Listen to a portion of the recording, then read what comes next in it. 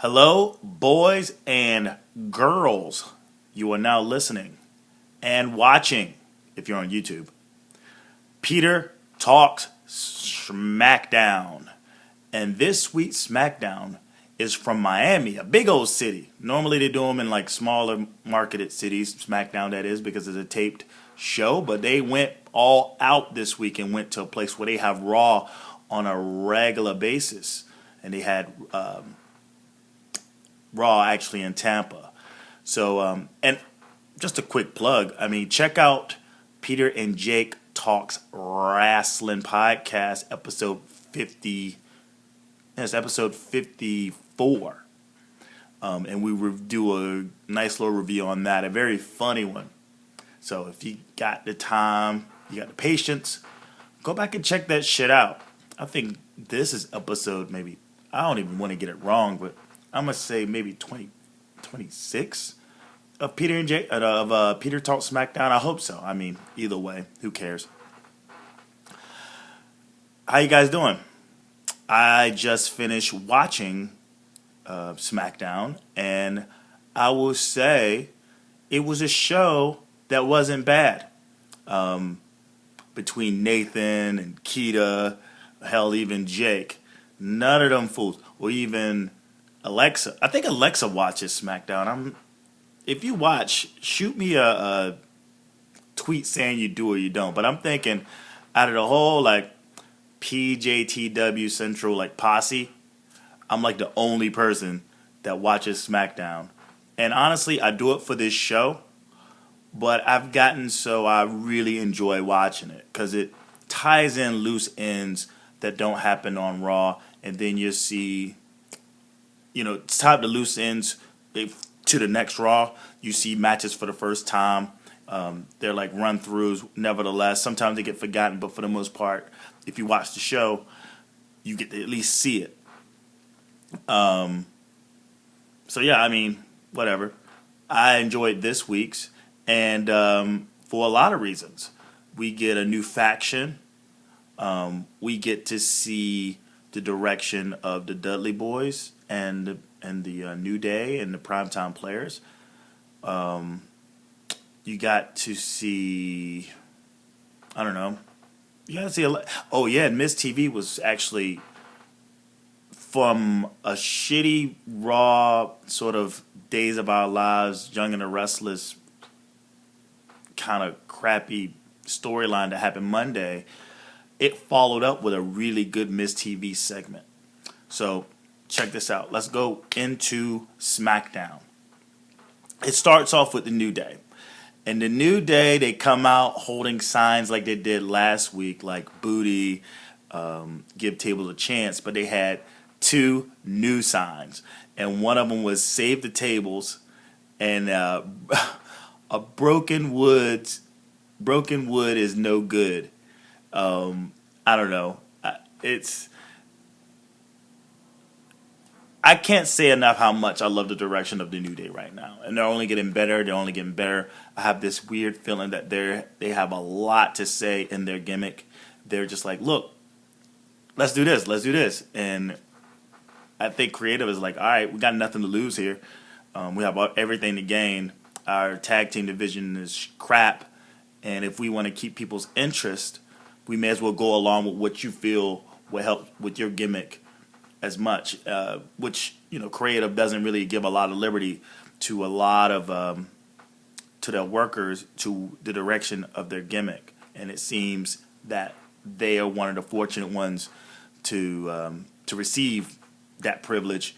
And it's actually turning out real nice. Just only if, and we're not talking like WCW shit, we're not talking about like total autonomy of like their gimmicks and their storylines, but just listen to them a little bit, and if they see the direction they need to go, sometimes just throw them a bone, let them do it, and New Day is a good example of this.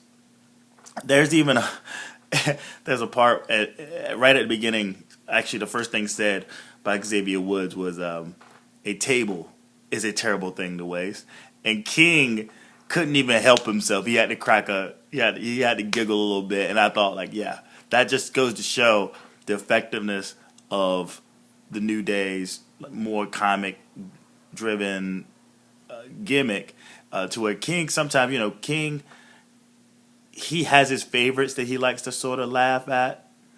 But sometimes it's undeniable how funny things are. Sometimes that he'd be the first one to respond to it. And this in itself was that moment. He just cracked. He's just like, ah. And I was like, he wasn't supposed to do that because, he's somewhat against the New Day.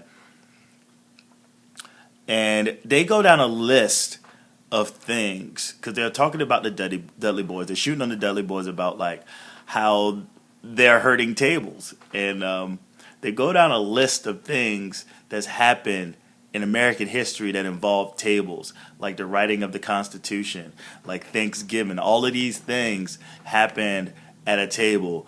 The New Day signing their WWE contracts on a table. And and the crowd is into it. Again, we talk about SmackDown and it's canned noise. Sometimes, they can go a little overboard sometimes, but depending on the performance and whoever's doing a segment, sometimes the crowd, there's no need for canned noise, and it really comes off as a organic appreciation for this segment, even to the point where save the tables. Everyone stands up. He's like, stand up, and everybody follow after me. Save the table. This is Big E. Save the tables. And that's when the Dudley Boys show up, and they talk about how they deserve a title shot because they actually put Xavier Wood through a table, and that they deserve a title shot. They showed up to win championships and shit. What is it? On the big, Primetime Players show up and they shoot at the Dudley Boys on some, look here, guys, we deserve a rematch. We get a rematch clause, so how about you, some bitches who haven't done anything to deserve this title shot outside of beating the New Day, get to the back of the line. And then that results in a Dudley Boys versus Primetime Players match. And I go, wow, okay. Leave a little something to the imagination, WWE. You already had the Dudley Boys go over clean on the New Day on Monday. And now you're going up against the Primetime Players, which results in a clean victory as well on Titus O'Neil with the 3D. Interesting match. This is what I was saying. Like, let's leave a little bit to the imagination here, guys.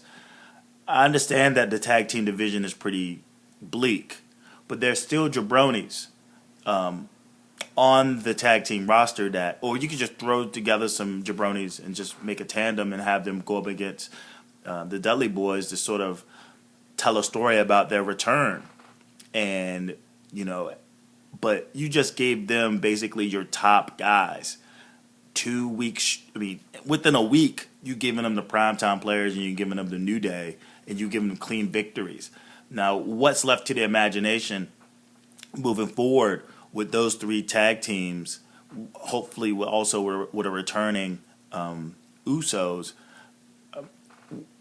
I'm not going to care going into any pay-per-view moving forward because what am I else to sort of sink my teeth in, right? Maybe I'm like looking too much into this and maybe I'm investing too much into this, but it's too much too soon. Now, you giving me what I would be expecting down the road, and now I don't care.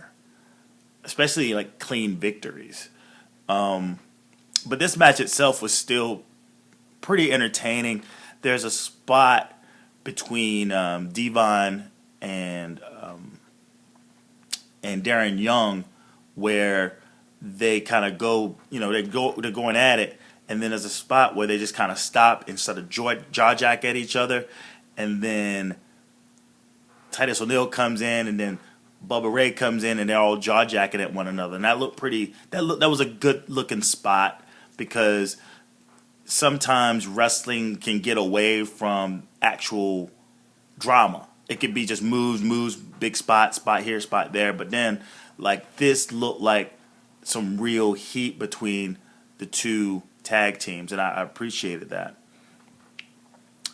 Titus O'Neil gets the hot tag, but it results in getting caught in a 3D and getting pinned for the 1-2-3. Again, a clean victory. Meanwhile, I forgot to bring this up. New Day is on commentary, and they will not shut up. They are talking and rambling through the entire match, and it was awesome, to the point where they were just like, shut up over there, let us just do the commentary, and y'all just sit over there and get paid. You get paid anyway, so let us just do the commentary. And it's hilarious. I mean, it seems like at some point you could have been overwhelmed by it, but the match wasn't even that long to where you can actually be bothered by it.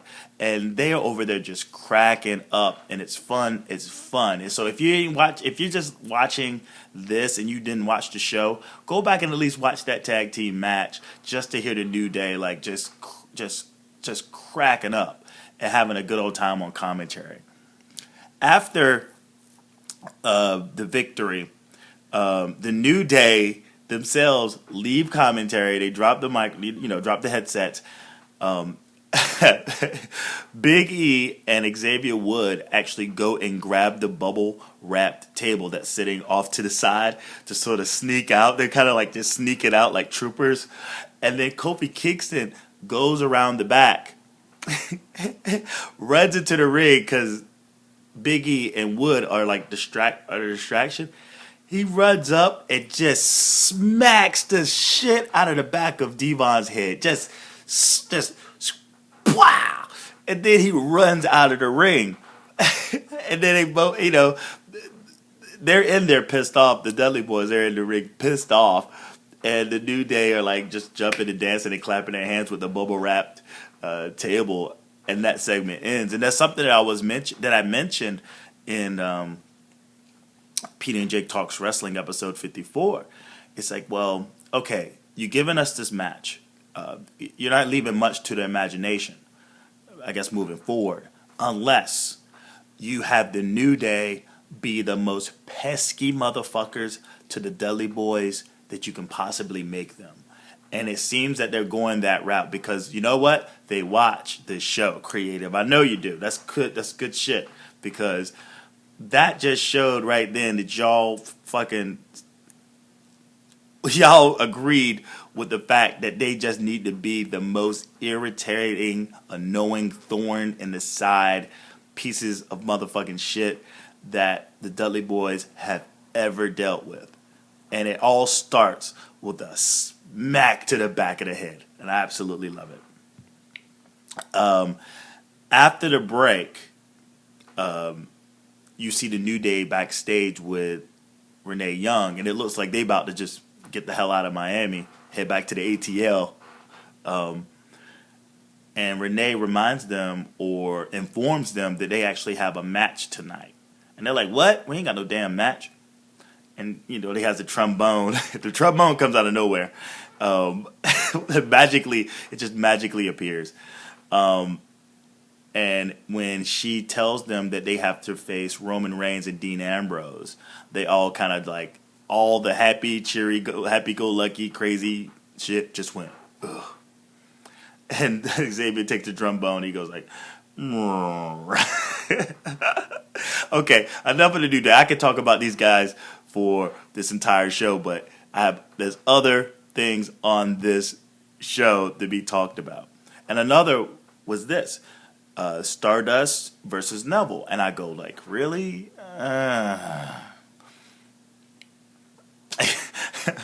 But it wasn't that. As soon as Stardust comes out, and then Neville comes out, And as soon as the dust that comes out, he puts his hands in the air. The Ascension just fucks him up from the back. And Stardust is in the ring, and he has a look on his face of pleasure. And I'm sitting there, I'm kind of confused. I'm like, what the fuck is this? Are the Ascension and Stardust about to align as a faction? Okay. Now, they beat the shit out of Neville. They toss him into the ring, and Stardust stands on top of him. He talks to him in his crazy way that he's gotten better at it, and sounding like almost like a Dick Tracy character or like a Batman character, like just a bad guy. He introduced his cohorts, the Ascension, and welcome to the Cosmic Wastelands. So we have a brand new faction, which I go, well, when he was with Barrett, I thought, hey, that looks interesting, until he turns on his ass on Monday and is like, all right, that's it. And I'm like, well, where do we go now with Stardust? Because if he doesn't have anything really interesting going in terms of his character and his character developed with his obsession with playing this gimmick, then I'm just ready for him to move on to Cody. Like I felt, after his father died, the late great Dusty Rhodes. But we add another notch to the belt with something interesting coming out of the Stardust character, and that's his alignment with the Ascension, who I like. I mean, I think I'm the only person on the planet that is a Ascension fan, and I just want something for them to keep them busy. I just look at them, I go like, why not? Like, their gimmick is what it is. We get it. It got fucking buried when it first debuted of just a bad decision of the direction you wanted to go in with those guys coming up from NXT. But now, first Barrett, now the Ascension. It's the Cosmic Wastelands, And yet again, my interest is sparked in this new storyline with Stardust and his alignment with the Ascension. Should be some entertaining stuff. They're definitely going the comic book route. And that's the thing. This is all comic book. Now who Neville aligns himself with now, if he's even allowed to align himself with someone, I wonder who the fuck it could be. And if they're going to again go to maybe the Marvel or DC universe to sort of back up this sort of comic book storyline that they have going, one could only speculate who the hell else can come up, because those guys will do it. I guess they will all do it, like Agents of S.H.I.E.L.D., all those people that's part of that Marvel universe. But I think Red Arrow is DC, so maybe someone out of the DC universe, The Flash, maybe. We'll see. But yes, things did get interesting.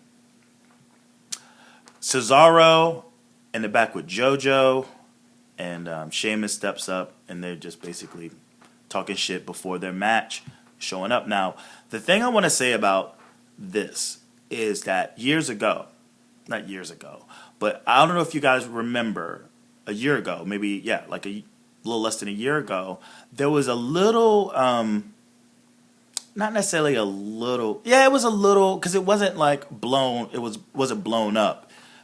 It was the quest for, I am pretty sure, like the heavyweight championship, and it was during like between the Royal Rumble and Elimination Chamber. And Cesaro and Sheamus had a small feud. I don't know if it was a feud, considered a feud or a tiff, but they were going after each other like crazy. And it was, to me, very entertaining, because the only other person on the roster, I think, that can make Sheamus interesting is Cesaro, because they both work real snug, and they just beat the shit out of each other. Like, I enjoy that. And you can go back several episodes. Like maybe in the 20s, where I'm talking about how excited I am to see Sheamus and Cesaro sort of go at it, and that I would like to see a feud between the two of them with some real legs on it, because it won't be boring. I mean, their style sets really complement each other. Damn Show complements more than Sheamus Orton, and even though Owens and Cesaro had a pretty decent feud, that I guess the fact that they're former indie guys that makes their matches amazing. But if you just talk about two motherfucking dudes in the ring just like slugging it out, like literally slugging it out, then this is the match that you want from both of these guys. And it's not boring. And normally when Sheamus is on, I just hop on my phone and kind of diddle and listen to the commentary in the background. But I was just like, let me see how this motherfucker looks.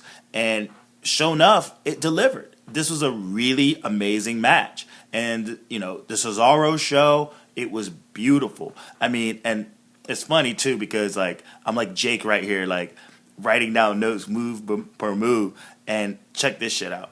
So Cesaro shows up with tape around his ribs. And that was from the Monday's match with Kevin Owens, where he gets sort of kicked into the commentator's booth and he lands on his side. So they got the classic tape around the ribs. Right at the beginning, Sheamus grabs the mic, and at the beginning he grabs the mic because people are chanting "You look stupid." He grabs the microphone, stands on top of the commentary booth, and he's like, "I don't look stupid. Respect the Hawk." And then he goes in. This entire match, the story's been told, is that the ribs are being worked. And Cesaro sells really well to the fact that his ribs are really bothering him. Sheamus, being the brute that he is, and again, against a guy like Cesaro, he can really showcase his storytelling and what he can do in the ring. There's a point where he has him on the apron outside, and he picks him up and drops him on the coils of the top turnbuckle. Good stuff. Cesaro goes into like an uppercut frenzy after Sheamus hits him with like maybe 2 German uppercuts. And then Cesaro's like, fuck that, that's my shit. And he's fucking just bam, bam, just going on a fucking frenzy. He's like super Cesaro all of a sudden. He's bald head, but like fucking blonde, spiky hair came out of his fucking scalp. And he just went ape shit. He gets him on the top buckle, and it looks like he's about to do something, but Sheamus knocks him off, and then he just pulls off like an Okada style, like beautiful drop kick to knock Sheamus off the top buckle to the outside, like just beautiful, beautiful stuff. And then when they're outside, Cesaro does a running German uppercut that just sends Sheamus into the barricade. Good stuff, man. I mean, again, if you haven't watched this match, go and watch this match. It's definitely a Sheamus match that's fucking entertaining, only because Cesaro's there. They work so well together. You even get a flying crossbody off the top rope by Cesaro. Sheamus applies the Texas Cloverleaf, where Cesaro reverses, and then he reverses another backbreaker into a crossface. Cesaro just lays the hot sauce. I mean, Sheamus breaks out of the crossface. Then they end up in the corner, and Cesaro just laying the hot sauce on him in the corner. And I go, uh-oh, we know where this is going. The referee does the count, but he only counts to 3. Then he grabs Cesaro once, and then he grabs Cesaro again, which results in a bro kick from nowhere. 1, 2, 3 victory. Sheamus wins. From Peter and Jake Talks Wrestling, this last episode, 54, I talk about the idea of, okay, Cesaro, he's putting up a good fight, but he's losing matches. And after a while, people aren't going to get behind him, because as exciting as he is in the ring, we still need something to believe in from a guy with his athleticism and his ability to entertain a crowd. I mean, after just clean loss after clean loss after clean loss after clean loss, you can give the most beautiful drop kick You can give the most excellent German uppercuts. You can swing a motherfucker for an entire match. And it's not going to matter to the crowd anymore because we all know you're just going to lose. This isn't like a Bayley thing where, we just going to get behind her and her character herself is that she is the underdog. Cesaro's no underdog. His moniker is the Swiss Superman. So we're not supposed to really feel sorry or root for this guy as an underdog. We're supposed to just see we see a man in the ring doing man shit and getting wins. But this is not the case with Cesaro. And I feel after a while, and this is what I was saying to Jake, is that, well, it'll be one thing by Survivor Series that people are stopped at the gate and their Cesaro section signs are taken. But there's also where we're rendered to complete whatever for Cesaro. Like, we just don't care anymore because he's not winning matches. Why do we care? He's not, he puts a good show on, but he's a loser. So they just make us straight apathetic about him. And that's why the Cesaro section signs will leave. And when he shows up, maybe we'll cheer, but we all know he's just going to lose clean. No low blow, no thumb to the eye, no nothing. Just he gets caught in a finisher, and it's a 3 count. We get Miz TV. Again, from last Monday, there was this kooky storyline after the Dolph Ziggler-Rusev match, which ended in a DQ because Summer Rae goes and interferes. They follow up the storyline, I guess, with a little more substance this time. Because last week it was almost like Keystone Cops with the way that they did this storyline. You could have Benny Hill's music playing in the back while they're trying to tell this story. But this Miz TV and Miz himself is just awesome. Literally, I didn't even say that, on purpose. Like, that's his thing. He's awesome. But the Miz right now, next to the New Day, he's awesome. And the role that he's playing as this sort of Hollywood A-lister, the direction he's taken Miz TV, who he is as a host, how he does this thing is fucking solid. And as much as I shat on that storyline, this make things hell of interesting. And I got to give kudos to all that are involved. The Miz mostly, Summer Rae, Lana, and Dolph. Hopefully, they can maintain this type of intensity moving forward in this very dramatic storyline. Okay? WWE, you dropped the ball Monday. You pick the ball up tonight. It's interesting stuff. Summer Rae comes out. And it looks like her face is bruised. And I was like, well, is that makeup? What the fuck's happening here? Like, is she bruised? Is that makeup? What's happening here? And what direction do they want to go with this kind of presentation of Summer Rae? She talks about what happens on Monday, but she admits to lying. But not lying that the story was false, but the fact that she left out some details and there's more to tell.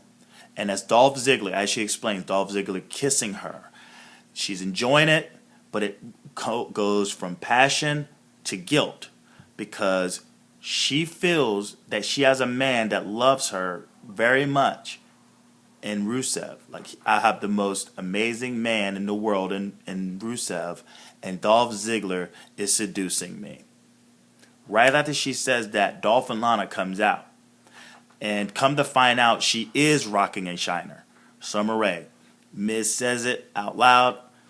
She's like, we come out here, Summer Rae's rocking a shiner from last week's incident. So apparently, I think Lana stuffed the potato in there and got her real good to where she's rocking like a nice little shiner. Dolph walks in and he's trying to, he's trying to defend himself. He's like, no, this is all lies. The next thing that's going to be between us is a restriction, like a restriction order, or like I forgot what the fuck he called it, restraining order.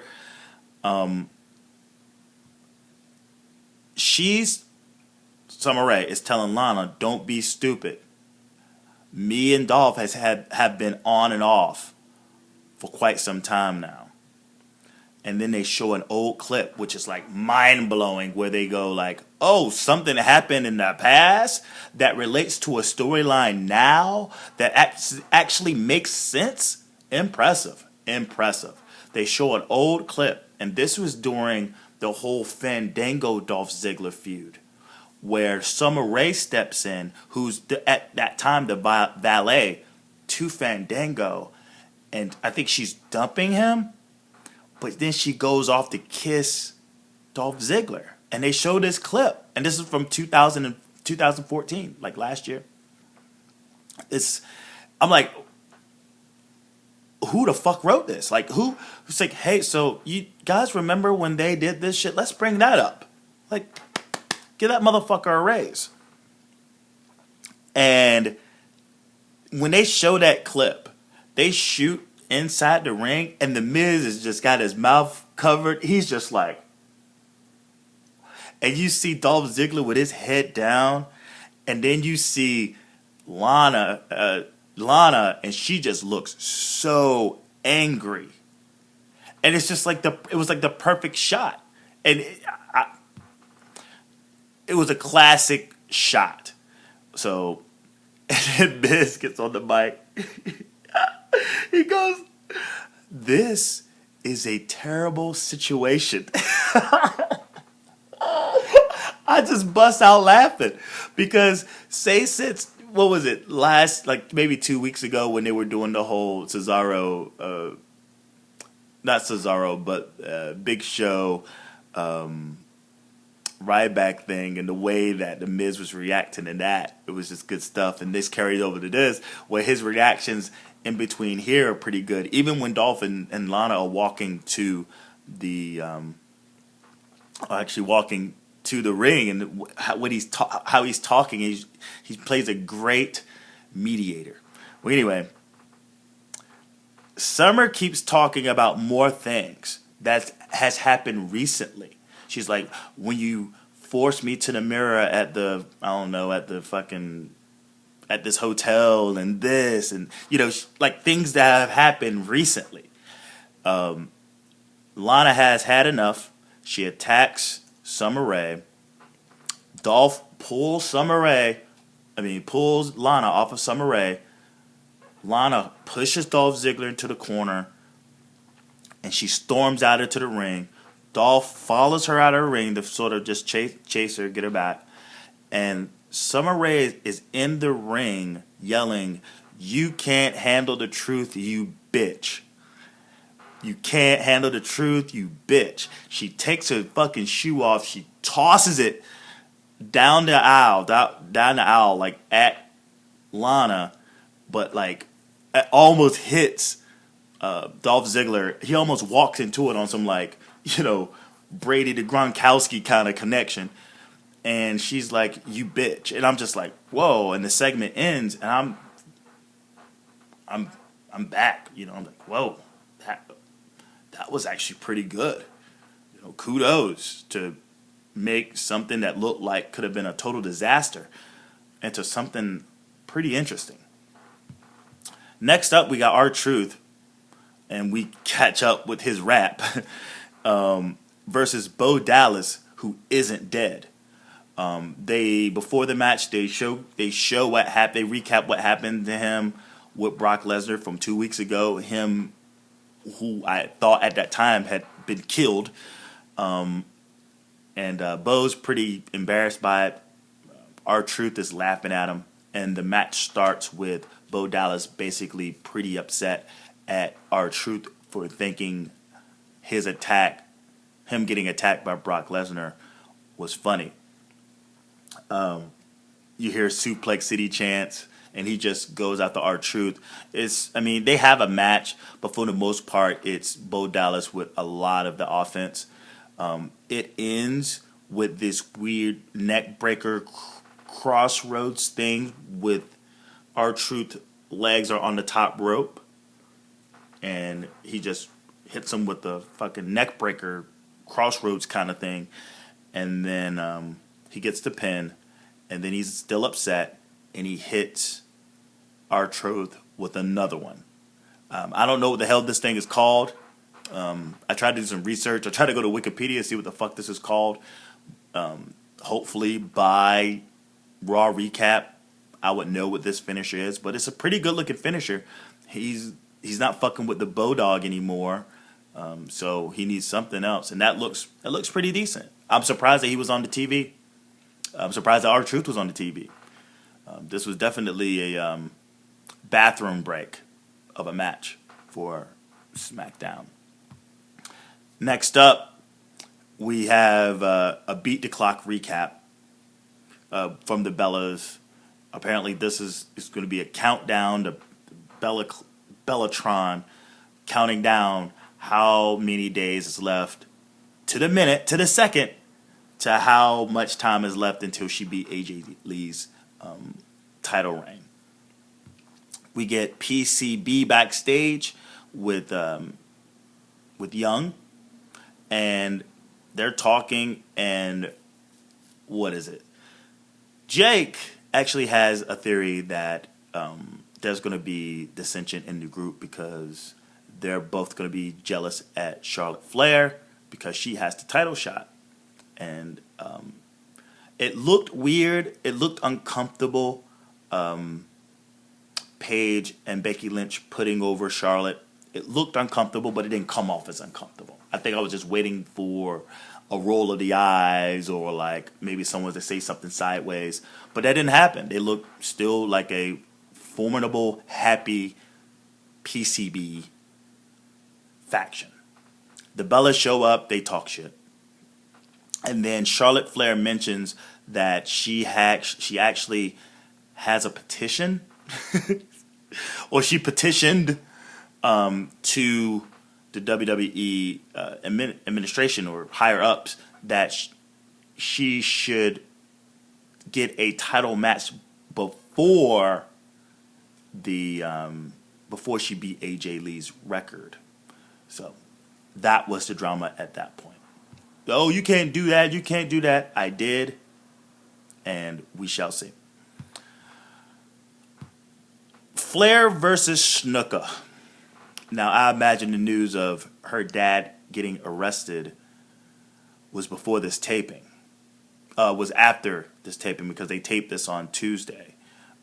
We found out on Wednesday that Snuka has been arrested for the third-degree murder of his then girlfriend in Hawaii in 1983. Snuka is in this match, and I'm thinking from the last Peter and Jake Talks Wrestling that we probably won't see her for a while. They'll probably take her off TV. Maybe that, or they won't say the Snuka name because this is some shit. There was a cover-up. Vince McMahon was involved in this cover-up in 1983. They went and got him. So this big news. I wasn't even thinking to bring this up in this podcast, in this video, but stay tuned, folks. It's about to get ugly. As ugly as this match, yes, much uglier than this match. Because Snuka is just, she shouldn't wrestle anymore. She just shouldn't. But Flair wins with a spear into natural selection. I don't think we've seen natural selection on the main roster yet. She's just been doing the figure eight. I think this is the first time that natural selection was shown. It's a good-looking move. We move forward. And then after she gets the pin, the Bellas walk out. Team Bellas walk out with the Bellatron behind them as Nikki Bella flashes the belt in the air. We get a recap of the Sting Rollins Cena thing. After that recap, Kevin Owens is in the back with Renee Young, and she asked him, well, who's your next opponent? And basically his next opponent is fat shamers. He doesn't say fat shamers, but he's like, people who are against the way I look. And the way he look is fat. And those are the people that that's his next opponent, the fat shamers. Whether it's from commentary, the boys in the back, or the people in the office and creative. And I say to you this, and I say to you that, and I say to you, feed me more. And that basically is a spark to ignite the feud for the IC championship between Ryback and Kevin Owens. Main event time. Roman Reigns, Dean Ambrose versus The New Day. That consists of Big E and Kofi Kingston. It's what it is. It's a match. I mean, it's what it is. The New Day themselves are doing a great job. You have Xavier Wood on the outside with a trombone. They're just doing the New Day thing. Dean Ambrose is doing the weird guy thing. And then you have Mr. Kick, Slap, Punch, and Slap. Clothesline, slap, slam, slap. That's Roman Reigns. And the match basically ends with Kofi getting hit with a Superman punch as he springboards off the top rope. And when he goes for the pin, Xavier Wood then causes the DQ. Woods is hit with dirty deeds. Big E is hit with a spear. And then they put Xavier Woods up with an old school assist power bomb. Just Dean Ambrose lifts him up rather than Ambrose and Rollins. You get the picture. And they shoot a promo as Xavier Woods lies dead in the ring. And Ambrose is like, call me crazy, but I want another crack at that big dumbass. And Reigns is like, you want some more? You want some more? And the crowd's like, yay. It's like, all right, Wyatt, get the fuck out here. So, rather than we get the Wyatts coming to the ring, they show up on the big screen. And it's basically him accepting to carry on the feud, but to finish it at Night of Champions. So, we have a match. Now, I'm not sure who's going to be part of the Wyatt faction, who's going to take part in whatever match they're going to have, whether it's a 3-on-2 or if there's going to be an equalizer, a third member to, I call now the Ild, not the Shield, but the Ild. But it should be, I guess we just have to wait and see. But yeah, he accepts a match for Night of Champions, Bray Wyatt, and then next thing you know, you see Braun Strowman, who I realized looks like Ogre from Revenge of the Nerds. He's just a really big version of Ogre from Revenge of the Nerds. And it shows his face. He has the black sheep mask on. He takes it off. And he's like, run! And that's how the show ends. Again, I'm not mad at this show at all. I think we got I got what I wanted out of a SmackDown. TheMiz TV definitely made it a hell of a lot more interesting. I think the New Day getting a lot of time on this show was pretty awesome. The match between Cesaro and Sheamus was something that I liked because, again, I like to see the both of them in the ring. But then you have the primetime players losing to the Dudley Boys clean in a match that shouldn't have happened. And then you have Cesaro losing where it's like, it's just, I'm sick of seeing him lose. And then the R-Truth Bo Dallas match that shouldn't have even been on TV. And then, but another good thing was the new faction of Stardust with the Ascension. So things are about to get interesting. We got one more week until Night of Champions. I don't think next week is the Go Home Show. I think the Go Home show is in 2 weeks. I'm not sure. But definitely for sure, we got matches coming that we know are going to be on the card. 2 matches in particular. Seth Rollins defending both the U.S. belt and the World belt against Sting and Cena. And now we have definitely Wyatt Ild match to come up. And those are the matches so far. Moving in. So we'll find out Monday more matches going towards Night of Champions, which belts are going to be held up. Because we don't even know for sure if Charlotte Flair is facing Nikki Bella for the belt at Night of Champions. It's weird. He's like, well, I want to face you before. Just get to Night of Champions. I think the drama of trying to break that streak is far gone and whatever. But hey, I'm going to close up shop on this motherfucker. Be sure to follow me at PJTW Central. That's Twitter, PJTW Central. Hit the subscription button below. Hit it below if you're on YouTube. If you're listening on Stitcher, put it in your favorites playlist. If you're listening on SoundCloud, add us, man. And through all of those options, there's so many different options. And plus, and also subscribe on iTunes. We're on iTunes now. Just subscribe, thumbs up, like, heart. That, the logarithms within the podcast app universe actually assist us to be recognized in Wrestling Talk podcast. So if you do that, that would help us try to gain more listeners, because again, I'm not making any money off this. This is a labor of love. I'm not, trying to do advertisement and shit. I just want to be able to talk wrestling and have a lot of people listen along, maybe laugh along with me, Jake, Nathan Newman, and Keita when she's in every once in a while, or Alexa if she decides to bring her ass back. Comment, leave a comment, ask a question. I would like to have more interaction with all of you that are listening. Is there anything else you can do? Share.